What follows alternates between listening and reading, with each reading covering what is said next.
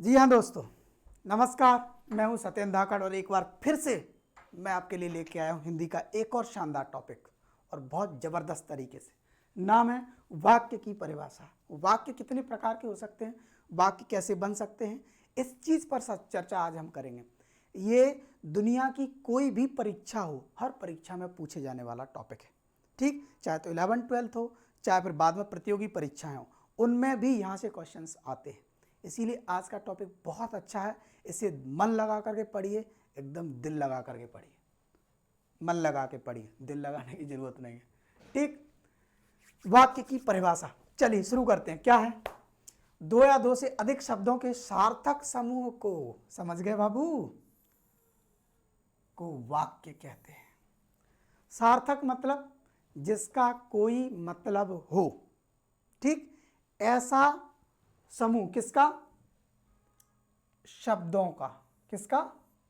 शब्दों का। जैसे जैसे मैं बोल रहा हूं, मैंने बोला ले लूम टेक क्यों, तो शब्द वर्ण तो कुछ तो बोले थे। अब बता मैंने क्या बोला? काचिन माने चिन्नी, का को के, बताओ क्या बोला? समझ में आया क्या? लेकिन शब्द वर्ण तो मैं बोल रहा हूं ना। मतलब ये है कि मैं जो बोल रहा हूं उसका कोई मतलब नहीं निकल रहा है। मतलब नहीं निकल रहा है, मतलब हम इसको वाक्य नहीं कह सकते। ठीक है, यानी शब्द आपको बोले हैं, शब्द इस तरीके से लिखने हैं, आपको इस सीक्वेंस में लिखने हैं कि उनका कोई अर्थ निकले। ठीक है, उसे कहते हैं क्या? वाक्य। जिस शब्द समूह से वक्ता या लेखक पूर्ण अभिप्राय श्रोता या पाठक को समझ में आ जाए उसे वाक्य कहते हैं। जैसे क्या कह रहा है वो ये कह रहा है कि वक्ता हो यानी बोलने वाला हो, या लेखक हो यानी लिखने वाला हो, या तो किसी ने कुछ लिखा हो या किसी ने कुछ बोला हो। तो बोलने वाले की कोई सुनेगा और लिखने वाले की कोई पढ़ेगा। तो लिखने वाले जो लिख रहा है और वो पढ़ रहा है, पढ़ने वाले को यदि समझ में आया कि लिखने वाले ने क्या लिखा है, मतलब वो वाक्य है। बोलने वाले ने क्या बोला, ये सुनने वाले को यदि समझ में आ जाए तो भी वो वाक्य है। समझ गए? इसका सीधा सीधा मतलब है कि आप जो मतलब बोलना चाह रहे हैं वही मतलब सामने वाले तक पहुंच जाए तो आपका बोला हुआ एक स्टेटमेंट क्या कहलाए? वाक्य कहलाएगा। ठीक है, उदाहरण, विद्या धन के समान है। ठीक, तो विद्या धन के समान है। ऐसे दुनिया में आप लाखों करोड़ों वाक्य बोल सकते हो। जो मैं बोल रहा हूं सब वाक्य तो हैं क्योंकि आपको समझ में आ रहा है। इसमें से कभी कुछ भी मैं ऊपर नीचे कर दूंगा आपको पल्ले नहीं पड़ेगा, इसका मतलब वो वाक्य नहीं। ठीक है, आगे देखते हैं। समझ में आ गया ना? गुड। वाक्य के अंग, वाक्य के दो अंग होते हैं, उद्देश्य और विधेय। ठीक, अब इसमें से उद्देश्य क्या है और विधेय क्या है ये जानने के लिए देखते रहिए हमारा ये धारावाहिक। आगे देखिए, उद्देश्य क्या है? वाक्य का वह भाग जिसमें किसी व्यक्ति या वस्तु के बारे में कुछ कहा जाए उसे उद्देश्य कहते हैं। देखिए, अब अगर हम कुछ कहेंगे तो किसी के बारे में तो कहेंगे ही। ऐसा तो है नहीं कि कुछ कहेंगे लेकिन किसी के बारे में नहीं कहेंगे, ऐसा संभव नहीं। आप अगर कुछ कहोगे तो ये बात निश्चित है कि आप किसी के बारे में कहोगे। ठीक, अब उस किसी बोले नहीं सर हम तो अपने बारे में ही कहेंगे, तो भैया तुम भी तो किसी में आते हो। समझ गए ना? कुछ भी कहेंगे तो किसी के बारे में कहेंगे। जैसे इस बोतल में पानी है, तो हम किसके बारे में बोल रहे हैं? इस बोतल के बारे में बोल रहे हैं। समझ में आ गया? तो जिसके बारे में बोलेंगे वो क्या है? उद्देश्य। जैसे पूनम किताब पढ़ती है। ठीक है, इस वाक्य में पूनम के बारे में बताया गया। किसके बारे में बताया गया? पूनम। तो पूनम क्या हो जाएगी? उद्देश्य हो जाएगी। समझ गए बाबू? बहुत बढ़िया, ऐसे ही समझते रहो भैया, अच्छे बच्चे हो आप लोग। आगे देखो, विधेय। उद्देश्य के विषय में जो कुछ कहा जाता है, जैसे मैंने अभी कहा बोतल में पानी है, तो बोतल उद्देश्य है और इसके अंदर क्या है? पानी है। तो पानी के बारे, बोतल के बारे में कह रहे हैं लेकिन पानी के बारे में बता रहे हैं, तो पानी इसका क्या हो जाएगा? विधेय हो जाएगा। ठीक है, क्या हो जाएगा? विधेय। उद्देश्य के विषय में जो कुछ कहा जाता है उसे विधेय कहते हैं। जैसे पूनम किताब पढ़ती है, तो इस वाक्य में किताब पढ़ती है, किताब का पढ़ना क्या है, विदेह है। क्या है, विदेह है। समझ में आ गया। लाजवाब, धुरंधर, जानदार, शानदार, जिंदाबाद। वाक्य के भेद। वाक्य दो प्रकार के होते हैं, रचना के आधार पर और अर्थ के आधार पर। यानी वाक्य की रचना कैसे करते हैं और वाक्य के अर्थ कितने निकलते हैं। तो पहले रचना के हिसाब से देख लें, क्या कहते हो। ठीक, रचना के हिसाब से देख लेते हैं। अब आप लोग कह रहे हो तो हम वही करेंगे यार। रचना के आधार पर वाक्य के बोध तीन प्रकार के होते हैं, सरल, संयुक्त और मिश्रित। ठीक, अब इन तीनों को एक एक करके पढ़ेंगे। पहले सरल पढ़ेंगे, फिर संयुक्त पढ़ेंगे और फिर मिश्रित पढ़ेंगे। ठीक है बाबा, ओके। आइए आपका स्वागत। सरल वाक्य। सरल वाक्य में क्या है, जिस वाक्य में एक ही विधेय होता है उसे सरल वाक्य कहा जाता है। मैंने अभी क्या कहा था कि जब भी हम कुछ कहते हैं तो किसी के बारे में कहते हैं, और किसी के बारे में जो कुछ कहते हैं तो उसके अंदर जो और होता है उसे विधेय कहते हैं। ठीक, मैंने कहा ना कि भाई पानी में बोतल है, सही है। अरे मूर्खो, पानी में बोतल नहीं होती, बोतल में पानी होता है। ठीक है, सुनते उनते कुछ हो नहीं हो ध्यान से। बोतल में पानी है, तो बोतल क्या है, उद्देश्य। पानी है, पानी क्या है, विधेय। तो इसमें एक ही विधेय है, पानी। ठीक, तो उसे क्या कहते हैं, सरल वाक्य, साधारण वाक्य कहते हैं। ठीक है, इन वाक्यों में एक ही क्रिया होती है, यानी इसमें काम एक ही हो रहा होता है। जैसे मुकेश पढ़ता है, तो मुकेश तो हो गया उद्देश्य और पढ़ता हो गया आपका विधेय। ठीक, राकेश ने भोजन किया, तो राकेश हो गया उद्देश्य और भोजन किया हो गया विधेय। ठीक, संयुक्त वाक्य, जिन वाक्यों में दो या दो से अधिक सरल वाक्य समुच्चय बोधक अव्ययों से जुड़े हों उन्हें संयुक्त वाक्य कहते हैं। जैसे देखिए, समुच्चय बोधक का मतलब होता है जोड़ने वाले, और, तथा, या ऐसे शब्द यदि बीच में आ जाए और दो सरल वाक्यों को आपस में जोड़ दो तो बने हुए को बोलते हैं संयुक्त। संयुक्त का मतलब ही होता है जोड़ा, समझ गए। संयुक्त का मतलब क्या होता है, जोड़ा। ठीक, कैसे, देखिए, जिन वाक्यों में दो या दो से अधिक वाक्यों का समुच्चय बोधक अपव्ययों से जुड़ा हो उसे संयुक्त वाक्य कहते हैं। जैसे वह सुबह गया, वह कौन है, उद्देश्य, सुबह गया। ठीक, और शाम को लौटा, तो इसमें देखो दो सरल है, वह सुबह गया, वह शाम को लौटा। तो इसमें से दो बार हुआ आता, तो उसकी जगह अपन ने क्या लगा दिया, और। तो ये और क्या है, ये और है समुच्चय बोधक। ठीक, तो समुच्चय बोधक और है। तो ऐसे ही शब्दों से हम दो सरल वाक्यों की क्या कर देते हैं, जोड़ देते हैं, और एक जो नया वाक्य बनता है उसे क्या कहते हैं, संयुक्त। संयुक्त मतलब मिला हुआ। ठीक, हाँ, इसमें देखो, प्रिय बोलो, प्रिय बोलो, प्रिय कोई आदमी को बोल रहे हो, दोस्त बोलो, भाई बोलो, अनुज बोलो, बोलो, ये एक काम हो गया। पर असत्य नहीं, पर असत्य नहीं मतलब बोलो लेकिन झूठ मत बोलो। तो इसमें दोनों बातों को जोड़ने पे कौन जोड़ रहा है, पर जोड़ रहा है। तो पर आपका क्या हो गया, समुच्चय बोधक हो गया। चलिए आगे देखते हैं। मिश्रित। मिश्रित का मतलब होता है, नाम से ही सलाद, मिलावट, उसे कहते हैं मिश्रित। कैसे, जिन वाक्यों में एक मुख्य या प्रधान उपवाक्य हो और अन्य आश्रित उपवाक्य हो उन्हें मिश्रित वाक्य कहा जाता है। यानी एक वाक्य तो ऐसा हो मूल और बाकी के ऐसे हो कि उससे रिलेटेड हो या उस पर डिपेंड करते हो, तो उसे कहते हैं मिश्रित वाक्य। कैसे निकालें, इनमें एक मुख्य उद्देश्य और मुख्य विधेय होता है। एक मुख्य उद्देश्य और एक मुख्य विधेय होता है। इसके अलावा एक से अधिक जितने भी समापिका क्रियाएं होती हैं या अधिक क्रियाएं एक उससे जुड़ी हुई क्रियाएं होती हैं। जैसे ज्यों ही उसने दवा पी वह सो गया, यदि परिश्रम करोगे उत्तीर्ण हो जाओगे, मैं जानता हूं कि तुम्हारे अक्षर अच्छे नहीं बनते हैं। अब देखो इसमें क्या है, ज्यों ही उसने दवा पी वह सो गया। ठीक, तो इस उसने दवा पी, ये वाला। उसने दवा पी, इसमें उसने क्या है, उद्देश्य है।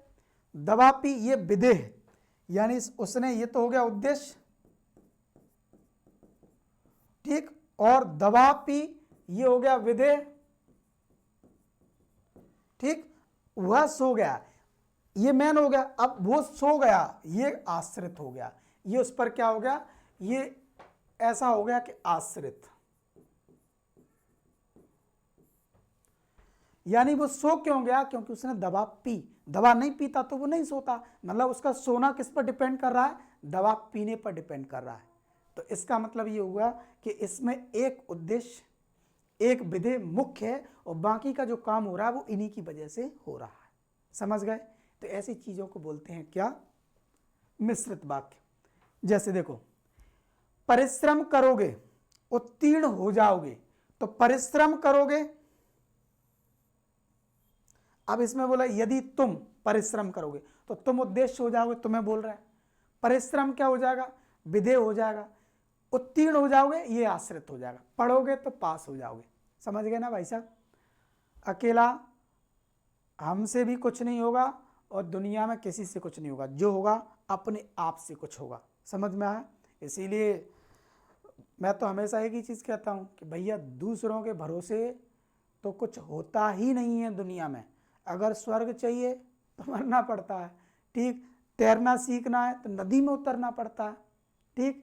साइकिल सीखनी है तो गिरना पड़ेगा खुद को ही। ऐसी ढेरों चीज़ें लाइफ में जो करने आप खुद करोगे तभी होगा, ठीक है। नेक्स्ट उदाहरण अच्छे से और अच्छे से समझाया गया। देखो, एक उद्देश्य एक विधेय, एक उद्देश्य एक विधेय, और एक क्या होता है इनके साथ में, ये सरल वाक्य है। सरल वाक्य कौन सा, मैंने अभी वैसे बहुत अच्छे से समझा दिया है, लेकिन और डिटेल में पढ़ा रहा हूं मैं इसको। एक उद्देश्य एक विधेय, आंसर सरल। जैसे सूर्योदय होने पर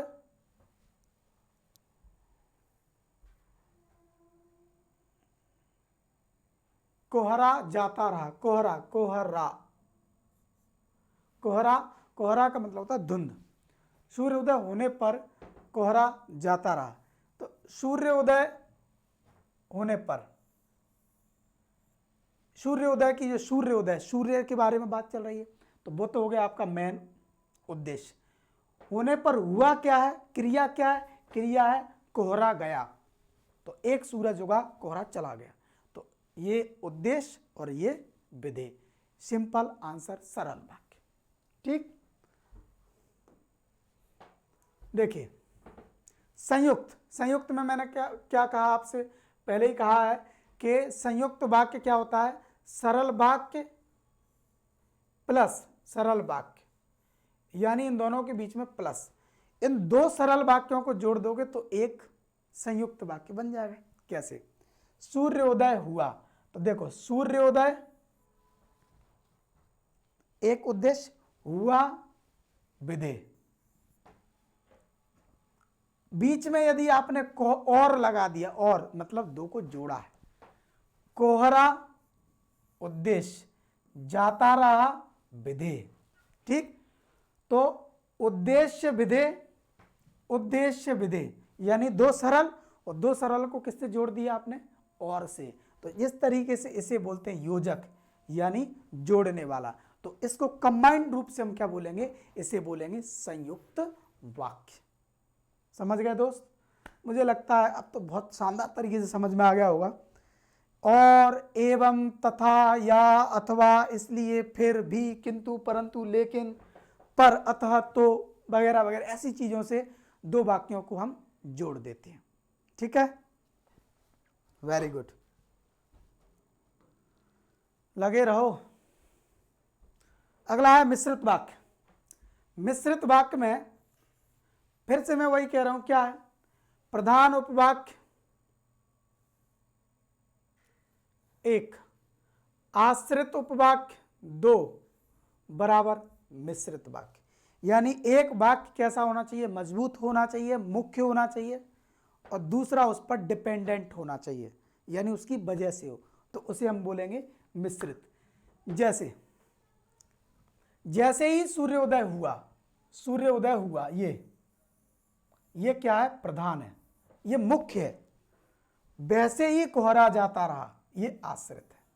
कोहरा क्यों गया? क्योंकि सूर्य उदय हुआ। समझ में आया ना? कोहरा क्यों गया?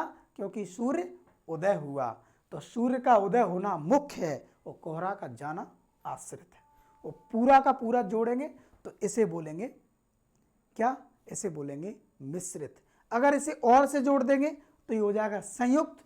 और ज्यों त्यों, जैसे वैसे लगा के ऐसे शब्द, ज्यों, जितना उतना, जैसे वैसे, जब तब, जहां वहां, अगर मगर, ऐसी चीजें लगाएंगे तो ये हो जाएगा क्या? मिश्रित वाक्य। ठीक। ये कोहरा जाता हुआ, इससे मुझे मेरा एक शेर याद आता है कि अंधेरों से है डर उनको जिन्हें जलना नहीं आता। अंधेरों से है डर उनको जिन्हें जलना नहीं आता। और आगे क्या? हमें जुगनू ये कहता है अंधेरा कुछ नहीं होता। अकेला एक जुगनू खुद जलता है, जरा सा होता है, लेकिन उससे पूछो क्यों अंधेरा कुछ होता है तो वो बोलेगा कुछ नहीं होता। क्यों? क्योंकि वो जब अंधेरा होता है तब खुद जलता है और उसके लिए वो छोटी सी जिंदगी, आसपास का इलाका सब रोशन लगता है क्योंकि वो खुद जलता है। आपको भी जिंदगी में कुछ अच्छा करना है तो खुद को तपना पड़ेगा, खुद को मजबूत बनना पड़ेगा। फिर दुनिया में जितने भी अंधकार तो हैं, परेशानियां तो हैं, तकलीफें तो हैं, अंधकार है, जाने कितने प्रकार का अंधकार है, लेकिन अगर तुम मजबूत हो, तुम जलने की क्षमता रखते हो तो प्रकाश भी है। तुम्हारे चारों ओर एक दिव्य प्रकाश जगेगा और उसका एक और एक मात्र कारण है तुम खुद। दीपक भी तुम खुद, तेल भी तुम खुद और बाती भी खुद तुम खुद। फिर प्रकाश आपकी जिंदगी में चारों तरफ है। ये बात हमेशा नोट रखिए, किसी पर आश्रित मत रहिए। चांद बनने की जरूरत नहीं है, चांद को बादल घेर लेते हैं। सूरज बनने की जरूरत नहीं है, सूरज पर भी ग्रहण लगता है। मैं तो कहता हूँ एक जुगनू बनने की जरूरत है। दुनिया में अंतिम सांस जब तक रहेगी तब तक तुम जलोगे और तब तक केवल खुद के दम पर आगे बढ़ोगे। इसीलिए जुगनू जैसी हिम्मत रखिए और आगे बढ़िए। ये बीच बीच में मोटिवेशनल हो जाता है, अच्छा लगता है। ठीक है, तो ये हो गया आपका मिश्रित वाक्य। अर्थ के आधार पर वाक्य के भेद, ये आपके सामने एक बड़ी फहरिस्त है, एक बड़ा क्रम। विधानवाचक, निषेधवाचक, प्रश्नवाचक, विस्मयादिवाचक, आज्ञावाचक, इच्छावाचक, संकेतवाचक, संदेहवाचक। बारी है एक को एक एक करके पढ़ने की, सबको एक एक करके देखते हैं। विधानवाचक, वह वाक्य जिससे किसी प्रकार की जानकारी प्राप्त होती है उसे विधानवाचक कहते हैं। मतलब जो अपने आप में एक नॉलेज का पैकेज है, जो आपके पास आया और आते से ही, सुनते से ही आपको कुछ नॉलेज देते। गंगा पवित्र है, मतलब आपने सुना, क्या सुना? गंगा पवित्र है, ये जानकारी है। भारत देश है, तिरंगा झंडा है, तो ये जानकारी है, ये एक तरह से नॉलेज लेके आगे बढ़ता है। जैसे भारत एक देश है, राम के पिता का नाम दशरथ था, यानी जिस शब्द में कोई जानकारी छुपी हो, जिसको पढ़ने के बाद में ऐसा लगता है कि हमें कुछ ज्ञान प्राप्त हुआ है, वो है विधानवाचक। समझ में आ गया? कोई दिक्कत? दूसरा देखो, निषेधवाचक। निषेधवाचक का मतलब होता है कार्य न होने का भाव, यानी मना कर दो इसके बारे में जिससे जानकारी प्राप्त हो। ठीक, जैसे मैंने नहीं पढ़ा, मैंने दूध नहीं पिया, मैं नहीं सो रहा हूं, मैं नहीं जा रहा हूं, मैं नहीं खा रहा हूं, वगैरह, सब में नहीं नहीं नहीं। आंसर क्या आएगा? निषेधवाचक वाक्य। समझ गए बाबू? बहुत अच्छी बात है दोस्त, आगे बढ़ते हैं। प्रश्नवाचक।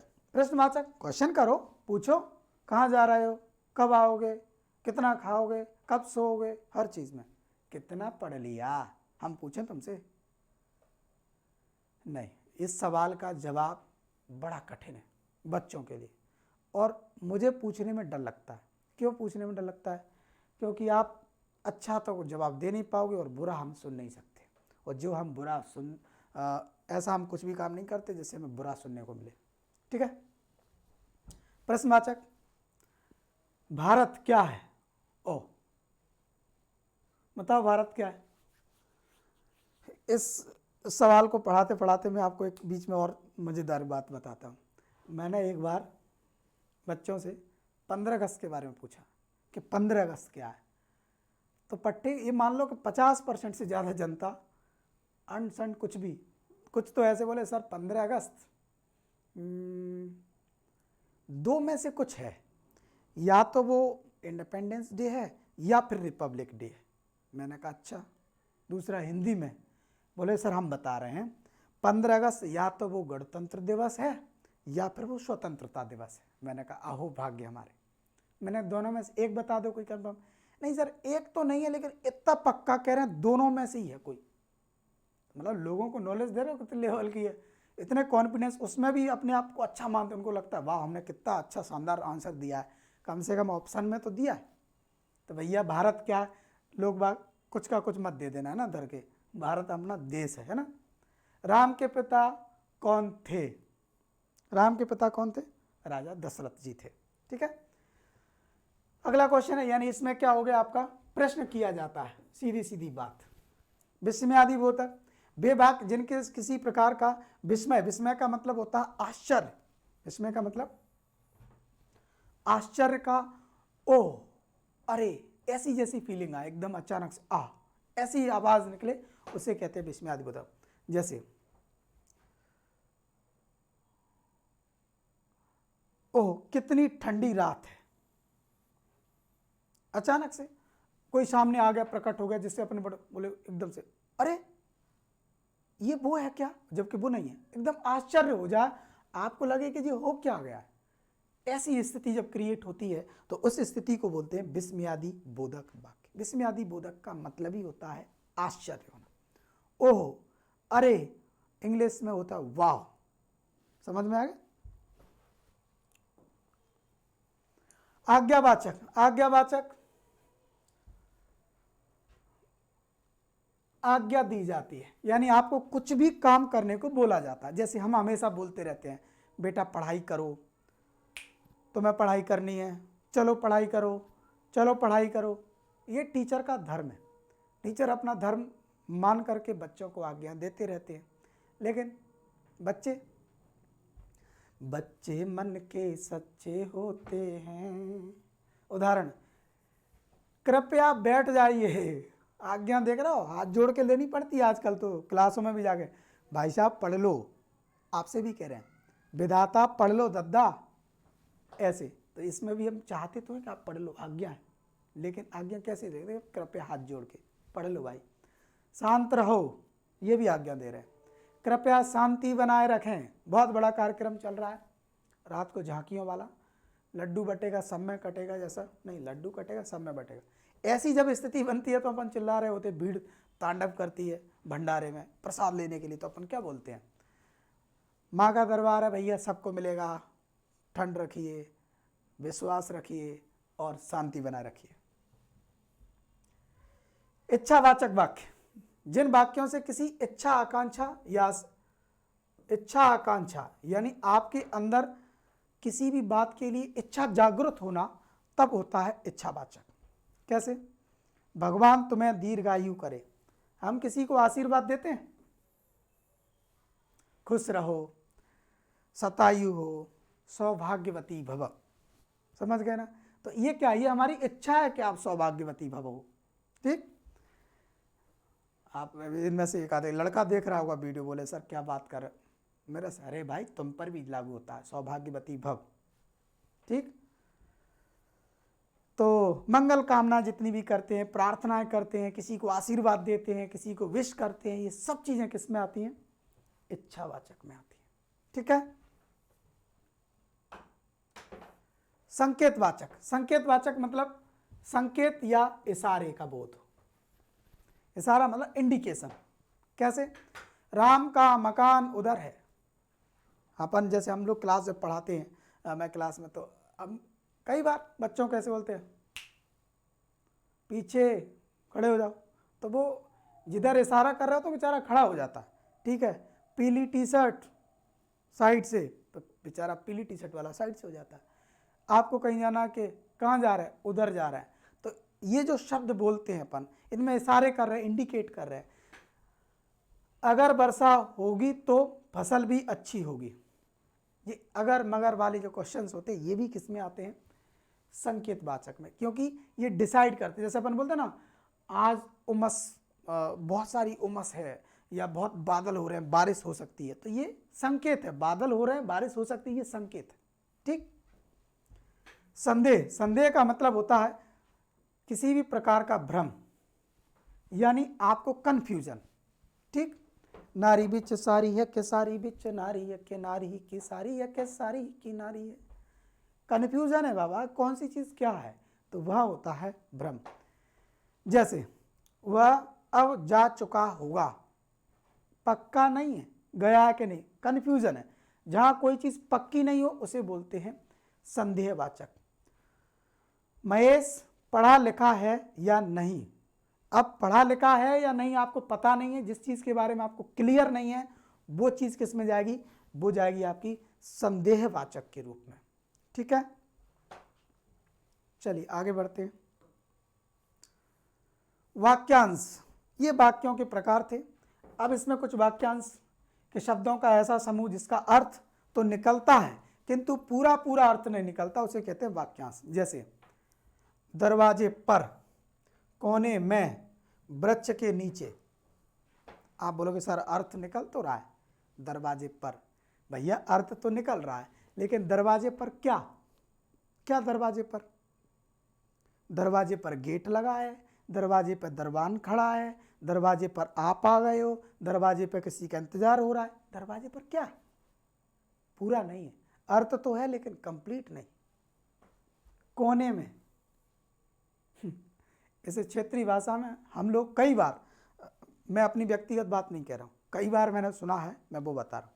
कई बार लोग बाग कोने को कुनिया बोलते हैं कि कुनिया में, तो वो ये कुनिया है जो कोना है, तो कोने में क्या, कोने में क्या है, कोने में बाजरे का बोरा रखा है, ये पिसी रखी है, तुम बैठे हो रो रहे हो, कोने में है क्या, कंप्लीट नहीं है लेकिन कोने में है। वृक्ष के नीचे क्या, आम डले, लोग खड़े हैं, क्या है, वृक्ष के नीचे क्या है, साइकिल पे तुम लोग छांव ले रहे हो।